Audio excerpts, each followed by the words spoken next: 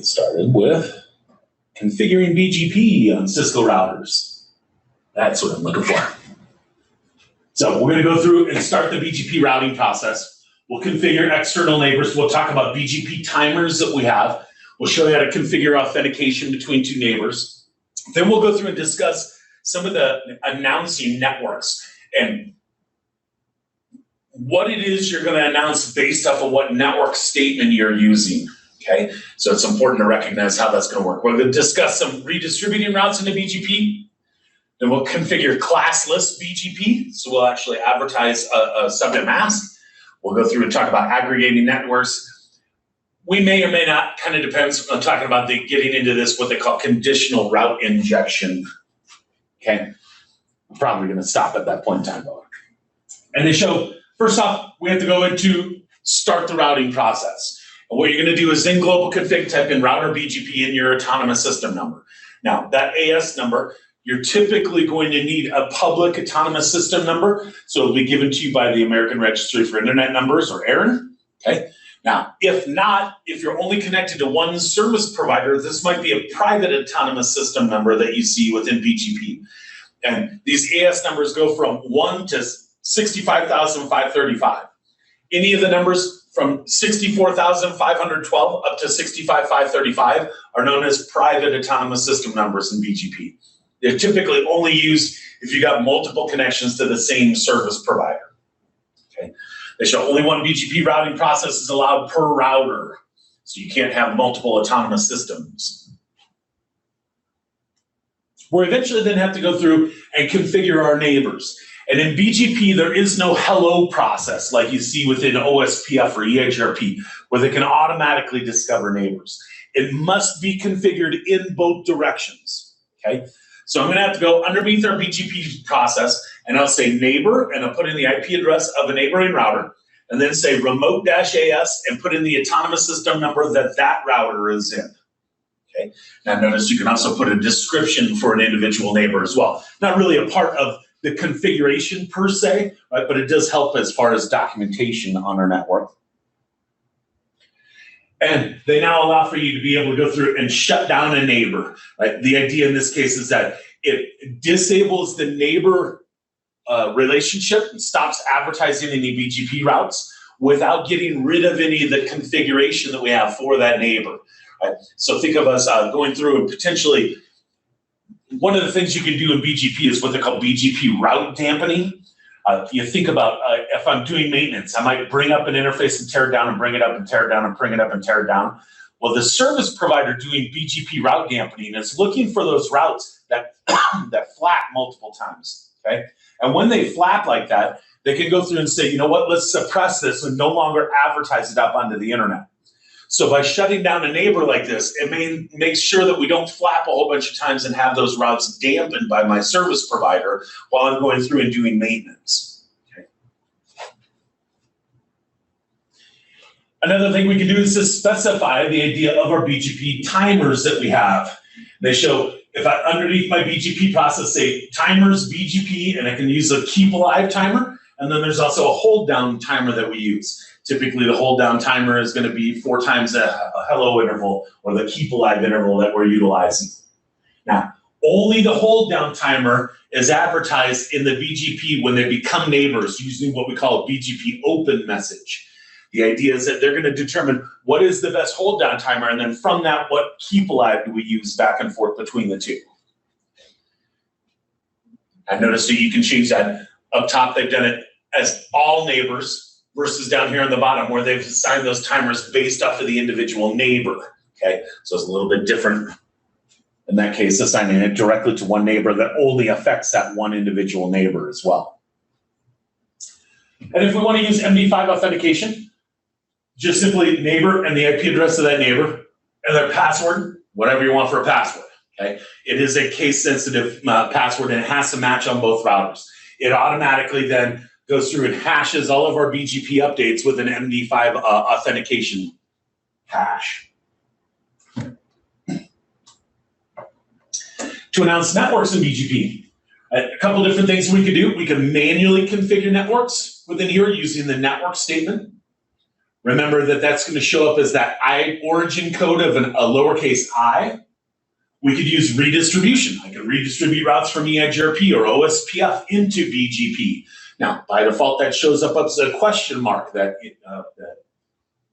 in the origin code. And then last but not least, we can use aggregation to announce a summary prefix outbound to a neighbor as well. Okay.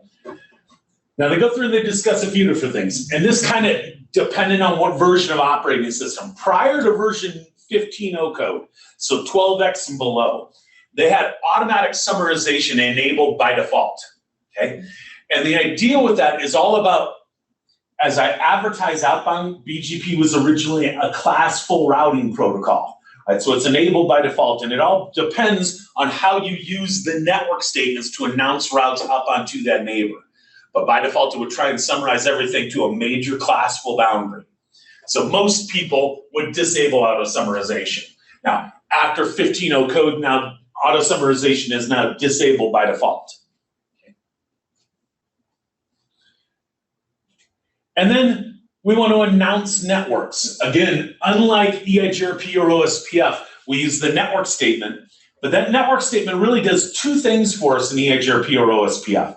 It not only says what networks are we going to advertise outbound to neighbors, but it also says what interfaces are we going to send out routing updates outbound on as well. Okay. In BGP, it is simply about what networks are we going to advertise outbound.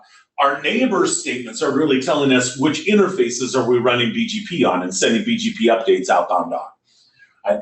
And they show one of the things we can do is go into BGP and say network 192.168.1.0. Put in a major network number, a Class A, Class B, or Class C address. Right? And what you can see within here, a couple different things. First off, notice that at least one of these subnets must be present in that table. Oops, I didn't mean to do that. One subnet has to be present in the routing table for us to be able to actually advertise this route outbound. And what I mean by that is something like this. Let's say we use a network statement rather than just having this major network right here. Let's say we put in 10.0.0.0. It's Class A address. All I need is one subnet in the 10 network. So let's say that in my routing table, I've got a 10.1.1.0/24 network. If that one subnet is in there, we are going to advertise outbound to my neighbor a 10.0.0.0/8 network, the major classful network. You think about the idea that I only know how to get to this one subnet, but I'm advertising in BGP, I know how to get to the entire Class A address space. It's quite major over summarization in my opinion, okay? So typically you won't see a whole lot of people utilizing this classless or a classful type of BGP announcement. We can also advertise a route and send it through a route map. Now, route maps allow for us not only to permit and deny certain types of routes, but they allow me to go through and make changes. So I can actually use these set statements in the route map that can change different BGP attributes. So I could change the weight of a route, or I could tag the route with a BGP community string, or set local preference, or set a net value within there. So a lot of what we can do as far as set statements in a route map are for BGP, to set BGP attributes. So the idea would be, I would advertise this network, but before I advertise it out onto the neighbor, go through the route map to either permit or deny the route, and make changes based off of those set commands that we have available for us. We mentioned we can also redistribute into BGP. They show redistributing is easier than listing a whole bunch of BGP networks within here. I personally don't like to redistribute into BGP, but there are a lot of people who do, especially in an MPLS environment. Rather than having a whole bunch of different network statements, I just redistribute all my EIGRP or OSPF routes into BGP. And that's absolutely something that you can do. Remember that anytime we redistribute routes, however, they show up as a question mark. Oops, I didn't mean to do that either. Golly. Shows up as a question mark in the origin code as incomplete, right? Now, again, one of the things that people will do is to go through and they show always filter redistributed routes to prevent route leaking. Because I want to filter, I can send it through a route map as well, right? And in that route map, we can change the origin code back to IGP, right? So that it looks like I put in a network statement rather than redistributing these routes. And they show, avoid do this in the service provider environment. When you're dealing with a service provider on internet routing, typically they're running BGP to carry all their customer routes, and they're running OSPF or EIGRP, typically OSPF or even ISIS, as their underlay environment. Okay, how do they get around their own autonomous system number? And the only reason that we have a match between BGP and OSPF is for that recursive lookup. Okay, so that should be the only connection between the two routing protocols.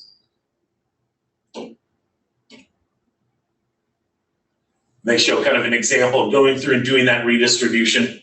So under BGP, I can say redistribute OSPF and a process ID. Now, by default, that redistributes all OSPF internal routes. Now, we can send that if we wish through a distribute list. So you've created an access list down here on the bottom where I can permit and deny certain networks. And then underneath BGP, I can say distribute list and then the ACL name or number as it goes out of the process of OSPF, okay? Now it goes through the distribute list before it's actually redistributed into OSPF. So I can, again, permit and deny certain types of routes using that access list within here.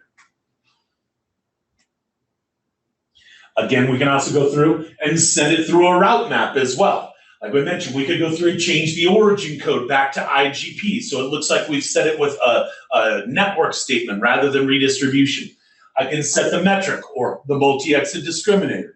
I can set the next hop address that we want to use or add in BGP community streams by utilizing this route map, okay? So here they've gone through, created this route map called MD5 right here. So that's the name of it. And the first statement is a permit statement where they're matching the access list, whatever access list we've created down here on the bottom of what we want to permit and deny. And they've said set the origin code back to IGP. Right? So rather than showing up as incomplete or that question mark, now it shows up as that lowercase I, as if we used a network statement. Underneath BGP, then I've said redistribute OSPF process number 10 or whatever it may be, and send it through the route map called into BGP. So again, allows us to be able to go through, set multiple things on there. Oops, went too far.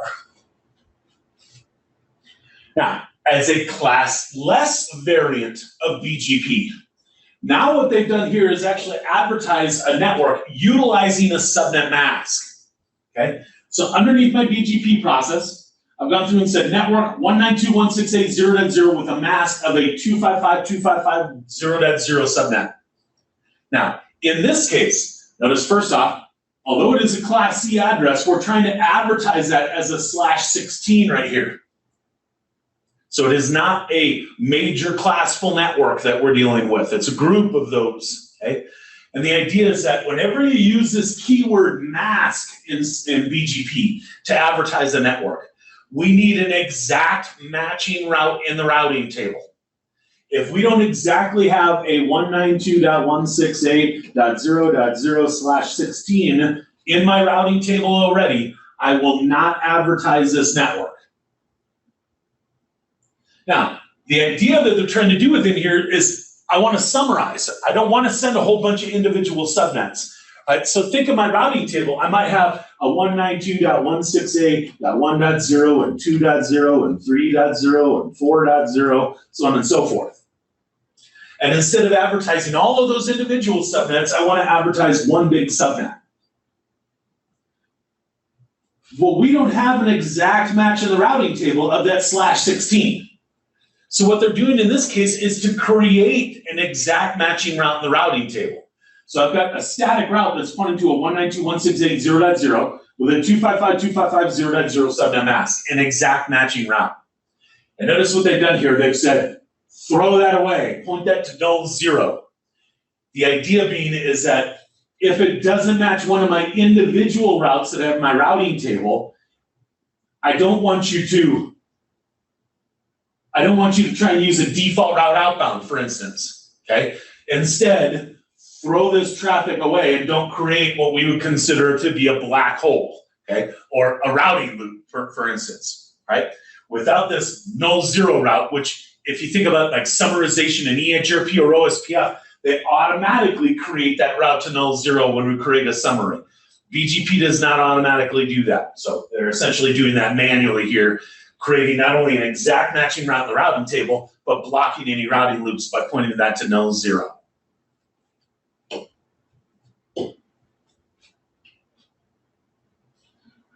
Now, summarization can also be done by utilizing an aggregate. Aggregation in BGP is essentially summarization. And they show one of the things you could do is to say aggregate address and specify the address and prefix, okay, that you want to advertise outbound. Now, as you will see within here, the aggregate will be announced if there's at least one network specified in this aggregate range or in that summary network in our BGP table, okay? By default, individual networks will still be announced in the outgoing BGP updates. So I'm not only going to send the summary, but also individual routes along with that. Okay? Now, you got an option on the end of this to go through and suppress those individual routes if we wish. Okay, here's where they've gone through and said aggregate address, and I might put in a 192.168.0.0 with a 255.255.0.0 subnet mask, and then put in the keyword summary dash only. That says any of the individual networks are going to be suppressed and only send out that summarized route. Okay. They show it advertises only the aggregate and not the individual networks. We get smaller routing tables and more stable environments as well, less route flapping. Okay. They show the drawback is you could have some problems with a multi-home customer. That people aren't looking for an individual route, now they're looking for a summary, okay? So a couple different options when we start looking at this classless environment. If they go through and they advertise, in this case right here, they put in a network statement, network 192.168.0.0 with a mask of 255.255.255 or 240.0.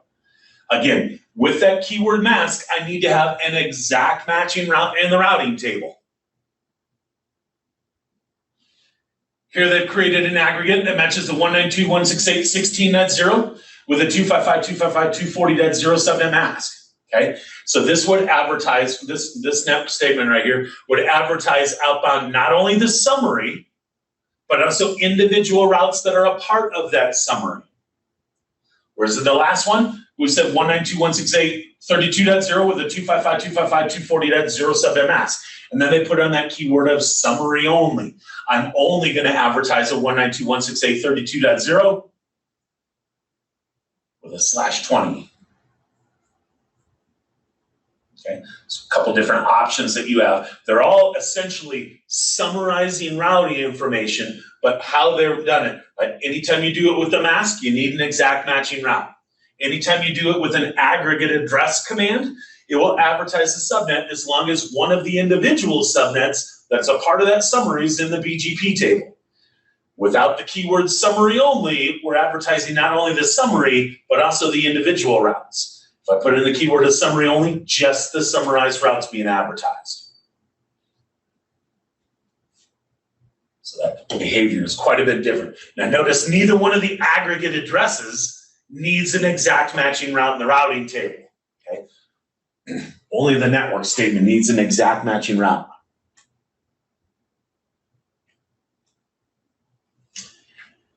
And they show to view that in the BGP table. I can go through and type in show IBGP, and this shows me all the different routes that we've learned via BGP. Now, those of you guys that are here earlier from 9 to 10, you might remember we were talking about the next hop address. If you see it as all zeros, it means my local router is the one that's advertising these routes outbound. Right? So notice the idea of that 192.168.0.0/20 route, locally advertised. The 16.0 route, locally advertised. And then you actually see the individual subnets that are part of that summary as well. Notice over here, the 192.168.32.0 network is being advertised outbound. The other two, you notice they have these little lowercase s. That means that they're being suppressed. I'm not actually advertising those two individual routes. I'm advertising just the summary only.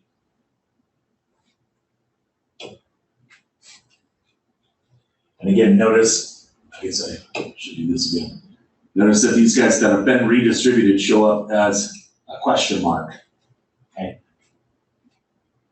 The aggregate, however, shows up as IGP. So I've personally gone into BGP and set that up to advertise that route outbound. Make sure you can go through and do a debug for IPBGP updates in this case, and it'll show you what we're advertising outbound. Right? The network that we're advertising, the next hop address at 2.3.4.6. What we have for the metric, the default metric or MED value is set to 0, and the autonomous system path. And you're seeing that for all of these different individual updates. And notice again, like for the 6T network, right? I'm advertising the summary and I'm advertising the individual networks that are part of that summary versus the aggregate address with the summary only command, just advertising that summary route. I guess we have plenty of time, so I might as well go ahead and talk about conditional route injection. It provides a means to originate a prefix in the BGP routing table without the corresponding match in the routing table, okay? It allows more specific routes to be generated based off of an administrative policy so that we can do things like traffic engineering. I can support the idea of load balancing through these links. We mentioned that BGP is looking for one and only one best route to reach this network. So I can go through and advertise more specific routes on my preferred link and a summarized route on my backup link. They showed improves accuracy of common route aggregation as well by conditionally injecting or replacing less specific prefixes with a more specific prefix. Now, anytime you deal with external BGP, the default in EBGP is that you use directly connected neighbor relationships. What I mean by that would be this. Let's say that I've got router number 1, and it's got an interface that goes out onto router number 2, our service provider, and another one that goes up on router number 2. On this network, let's say that this is the 172.16.1.0/24 subnet. This is a .1, this is a .2 out over here. When I become neighbors with router number 2, let's say they're a part of a different autonomous system than I am. I'm in autonomous system 6500. They're an autonomous system 65010 out over here. I would become neighbors with router number 2 using this IP address on this directly connected subnet between router number 1 and router number 2. And the reason they do that is that BGP has what they call a time to live value security check. As I receive a BGP update from a neighbor, we're going to look at the time to live value field. And if that time to live value field is not at 254, I'm not going to accept the route. Okay? They should be a directly connected peer. The show does support both directly connected peering sessions and multi-hop EBGP peering sessions. In an environment where you might have something like this, let me give you a different example. Let's say now I've got router number 1, and again, they're an autonomous system 65000, and I've got router number 2 out over here, they're an autonomous system 65101, whatever it may be. Let's say that now we have 2 different links in between the 2 routers, so 2 paths that we can use to reach that neighbor. We've got our option in BGP. I can create 2 individual neighbor relationships. One for this interface and one for this interface on router number 2. However, that is treated as if it is a completely different router in BGP. So typically what we want to do within here is not only have just one neighbor relationship with router number 2, but also allow us to be able to do some load balancing. This is one of the few scenarios in BGP where it will automatically load balance if you set it up correctly. So what they would do within here is they would create a loopback interface. And let's say I created a loopback interface on router number 2 of 2.2.2.2. And I create a loopback interface on router number 1 of 1.1.1.1. On router number 1, when I create a neighbor, I'm going to point that to 2.2.2.2.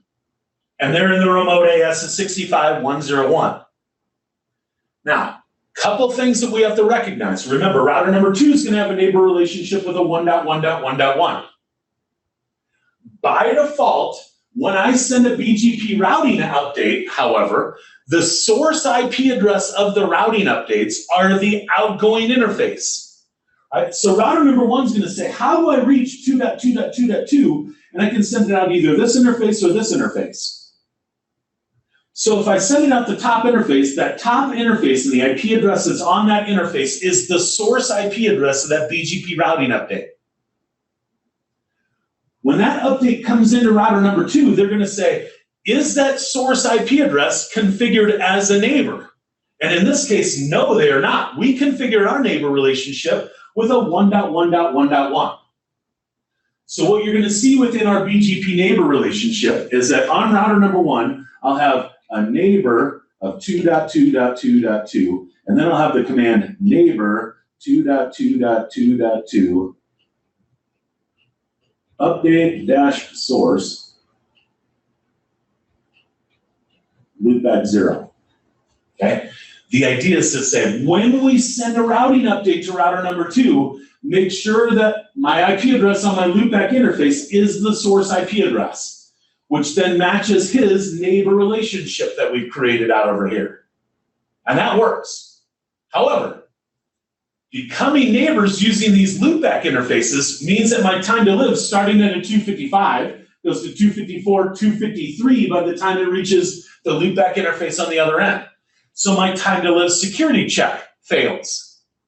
So you'll also see another command to this external neighbor when we become neighbors using these loopback interfaces. We'll have to do a neighbor 2.2.2.2, and then you'll say EBGP-multihop. Now, you can specify then how many hops you have in between those two neighbors. The default would be 2, right? Going from my loopback, it's 1, 2 hops to reach their loopback on the other end, okay? And that now changes what they do for this time to live security check as well. Okay, it says allow for that time to live value now to be at 253 when I receive it at my loopback interface. Okay, now on router number 2, I'd have the exact same thing. So I'd have a neighbor statement to router number 1 at a 1.1.1.1 in remote autonomous system 65,000. I would do neighbor 1.1.1.1 update source loopback 0 and neighbor 1.1.1 EBGP multi-hop.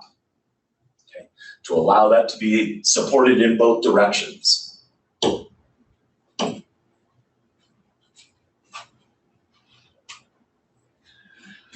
Now, they mentioned the idea of a multi-home customer problem.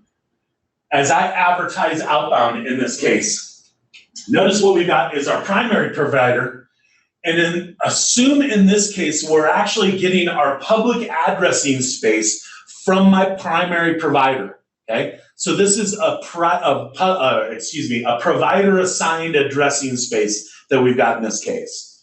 As I advertise my subnet, 192.1.1.0/24 outbound to the primary provider, and I advertise it outbound to my alternate provider. Typically, we would expect that my primary provider should be my best link and only use the alternate provider as a backup type of link. Well, what happens when the primary provider says, well, this address of 192.1.1 is part of my addressing space. And as I advertise outbound to the rest of the internet, that primary provider is typically going to aggregate their routing information. So they're summarizing everything for their routing information, in this case to a 192.1.0.0/16. The top provider, they don't own this addressing space of 192.1.1. So they cannot summarize it, and they send it out onto the rest of the network as a /24. When you look at the rest of the internet, they're going to be trying to find, how do I reach the 10.1.1.0/24 subnet? I've got 2 paths to reach there. One's a /24, one's a /16 now. So they're going to always choose the longest prefix match. And all my traffic from the rest of the internet is actually going to come in through my backup provider in this case. This is where I need to talk to my primary provider to make them unsuppress this particular route. Go ahead and advertise your your summary, right? But I also need you to advertise a 192.1.1.0/24 route, so that the rest of the internet can see this as being a valid best hop route to get to the 192.1.1.0 subnet. So again, it has a lot to do with what you're doing within the provider. Now, one of the ways to do that in this case would be to use a community string. I can, as I advertise this route out onto my primary provider, put in a community string, like let's say a 1:1, that they would interpret as saying, hey, I need to unsuppress that route as it gets sent out onto the rest of the internet. So they're going to match their community string and then unsuppress that route and send that as an individual route out onto the internet. Okay. So again, all has to do with what your provider is actually doing. So we need to know what the provider is doing and whether or not we have that provider assigned addressing or provider independent addressing. It's why on the internet, typically people are trying to get provider independent addressing. It has nothing to do with which provider we're actually using for our internet addressing space. That way, no provider can automatically summarize that route as it goes outbound either. They show the solution is to say, don't use aggregation. Well, my service provider is probably not going to do that for me, but what I can do is to make them unsuppress my one individual route as it gets sent outbound. And again, that can be done using community strings.